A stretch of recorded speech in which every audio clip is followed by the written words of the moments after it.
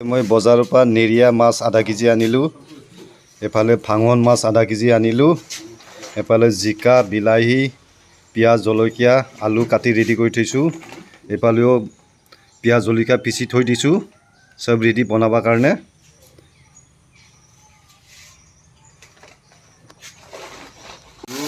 এতিয়া মাছ ফ্ৰাই কৰি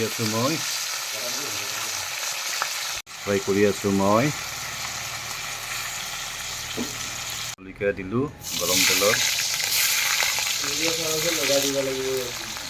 জলকীয়া হিলাই আছোঁ মই। এই মাছটো ফ্ৰাই কৰি ল'লোঁ।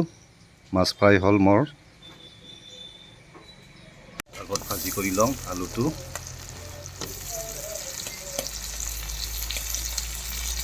এই বিলাহীটো দিলোঁ আৰু বিলাহীটো আগতে ভাজি লওঁ আলুৰ লগতে।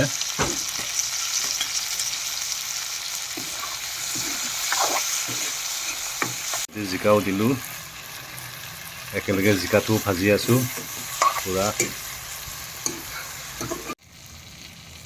এই পানী দিলোঁ তৰকাৰীত।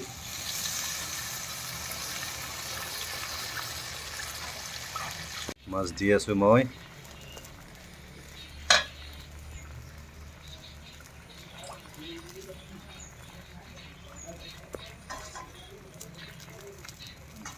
Morning everyone.